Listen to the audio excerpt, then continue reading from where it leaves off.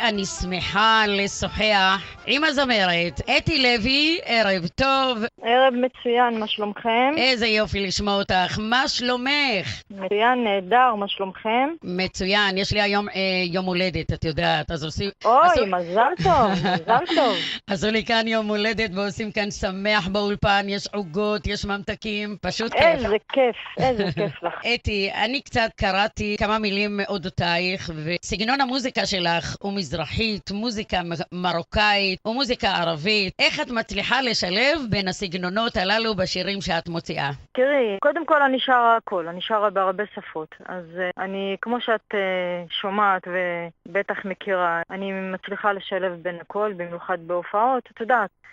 מבקשים גם ערבית, גם מרוקאית, גם עברית, אבל למעשה הפוקוס שלי היום, למרות שאני מוציאה סינגלים בעברית, הפוקוס שלי היום הוא, אני יותר מתמקדת בחפלות, בחינות מרוקאיות. ואני רוצה להגיד לך שזה נשמע טוב. כל רבה. החפלות וכל המוזיקה המזרחית שאת שרה, זה נשמע טוב מאוד. תודה רבה, תודה. ידוע לי שבימים אלה את בעצם עוסקת בכמה פרויקטים. את יכולה לספר לנו קצת?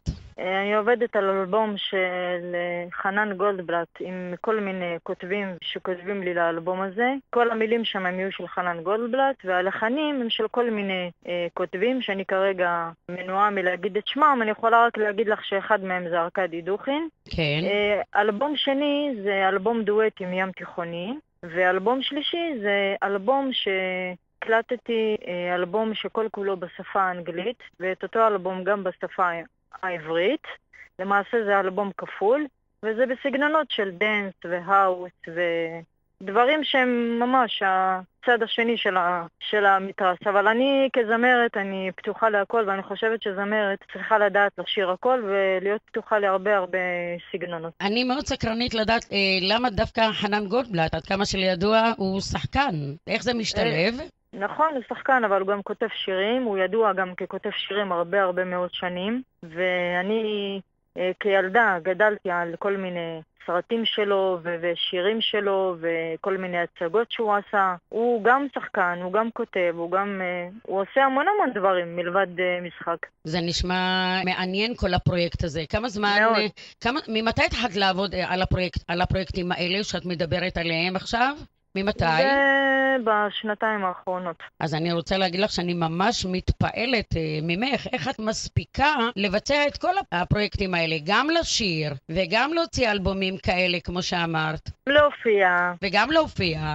וגם לעשות עוד הרבה דברים, אבל את יודעת, אני מצליחה לשלב בין הדברים. לאט איזי, אני לא רצה לשום מקום, אני לוקחת את הזמן. אני רוצה להגיד לך שאני מאוד הוקסמתי מהיכולות הווקליות שלך. את במוזיקה שלך מסלסלת. הייתי רוצה שתשמיעי לנו איזה מוואל, כמו שאת יודעת לעשות. אפשר? מוואל, כן. אני אתן לך איזה קטע קטן. בבקשה, כן, למה לא? משהו קטן בעיראקית? מה שאת רוצה. אוקיי, אז זה הולך ככה. יומה יא, יומה יא, יומה יא, חבייבה יא, יומה יא, יומה. יומה ראסי יוג'עני, יומה ראסי, ראסי יוג'עני, קום שדי. אתה יודעת, זה מוואל, אני יכולה לישון איתו, אז זה הבאתי לך רק טעימה. למה לא? זה ממש נשמע מעניין. כן, זה מעניין. זה יפה, תשמעי, זה המוזיקה המזרחית שלנו. יש בה הרבה דברים יפים ומעניינים. אני רוצה להגיד לך גם כן ברכות חמות לסינגל החדש. תודה רבה. שיוצאת לאחרונה. רגע, אני מכניסה פה לרעיון שלנו את יוסי מוג'אבר. ערב טוב, יחד איתי. ערב טוב, מה שלומך רות? הוא רק שמע שאת על קו הטלפון, ומיד חייך ואמר אני בא. זה יופי, ברוך הבא. אז אתי, מה נשמע, מה שלומך? מצוין, תודה רבה, מה שלומך? מצוין. אהבתי לשמוע שהחיבור בין חנן גולדבלט, שאני מכיר אותו מזה שנים, החיבור הזה שלכם ביחד, שזה משהו מאוד מעניין ושונה ממה שאני מכיר. אז בואי תספרי לנו איך זה נולד, כאילו, אם מותר לך לדבר על זה. תראה, אני לא יכולה לדבר על זה הרבה, אבל מה שכן אני יכולה להגיד לך, הכל נעשה דרך האמרגן שלי, ישראל בונדק. קשר נוצר, הכל בא ממנו, מהחברות שלו עם חנן גולדבלט, וזה התפתח. הוא ביקש ממנו לכתוב לי אלבום, וכך זה התפתח. השיתוף פעולה כאשר הוא נולד, האם חשבתם שזה יכול להניב את האלבום הזה? תראה, זה משהו אחר, זה משהו שונה, זה משהו לגמרי באמת שונה ממה שעשיתי, וממה שאני עושה עד היום. אז כן. אני חושבת שזה גם די הצליח. אני גם שמעתי איך שאת מסלסלת, שזה מדהים. לשמוע את השיר בערבית, אני דרך אגב רקי, אז מדבר אליי הרבה יותר. יפה. כן, אז כשאת מסלסלת זה מרגש אותי, במיוחד שמדובר על אמא, שזה דבר שהוא חשוב מאוד. אז אני רוצה לאחל לך המון הצלחה, אתי. תודה רבה. ותמסרי דש לחיים גולדבלט מיוסי מוג'אבר, יוסי ישראל מאריאל, הוא זוכר אותנו, ועבדנו הרבה ביחד, עשינו איתו תוכניות רדיו משולבות של המון שנים. בכיף. אתי, אנחנו כאן מברכים אותך על הסינגל, מברוק על הסינגל החדש, תודה רבה. האחד והיחיד. אני רק רוצה להגיד שהמילים והלחן הם של תומר עג'ם וארלט צפדיה, והעיבוד הוא של תומר עג'ם כמובן. האחד והיחיד מתוך האלבום ה-22 במספר שאת עובדת עליו בימים אלה. כל הכבוד. תשתפי אותנו למי הכוונה האחד והיחיד? תראי, שאני לוקחת שיר ומקליטה אותו, זה באמת לעשות אותו, אז המילים מאוד מאוד חשובות. אני חושבת שכל אחד יכול להזדהות עם המילים. כל אחד יכול לראות את עצמו בשיר ולהזדהות עם זה. אז זה מכוון לכולם, לכל אנשים בעיקר. יש בזה משהו. לכל הנשים או לכל האנשים? האנשים, נשים. נשים, יותר נשים. מה עם הגברים? למה אנחנו תמיד נמצאים בנושא קיפוח? לא, בכלל לא, חלילה, אתם בסדר גמור. גם לכם יש הרבה שירים. לא, אני לא, אז תחברי איזה שיר שידבר אליי פעם. שיר על אבא.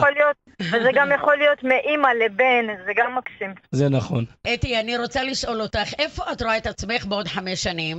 תאמיני לי, אני לא יודעת איפה אני רואה את עצמי מחר. אז ככה שאני לא יודעת לענות לך על השאלה הזו. אז מהו ההישג הגדול שאליו הגעת, לפי מה שאת מרגישה? קודם כל, זה שאני 22 שנה במוזיקה, ואני מוציאה אלבומים, וכל הזמן אלבומים, וידי נטויה, ואני בשטח, זה מבחינתי כבר הישג. זה באמת זה כבר הישג, וזה לא קל. להיות במוזיקה הרבה מאוד שנים, ולהחזיק מעמד, במיוחד שזה מוזיקה שהיא... הסגנון מוזיקה שלי הוא סגנון מוזיקה שהוא יותר גברי, ואני כאישה מחזיקה במעמד, אז אני חושבת שמבחינתי זה כבר הישג. אם לא היית זמרת, מה היית רוצה להיות? וטרינרית, אולי. גדול, וטרינרית. כן. את אוהבת חיות? מאוד. איזה יופי. אני גם טבעונית, ככה שזה לא רחוק. אתי, יש לך אמונות, תפילות או הרגלים מיוחדים לפני שאת עולה לבמה? האמת היא שלא.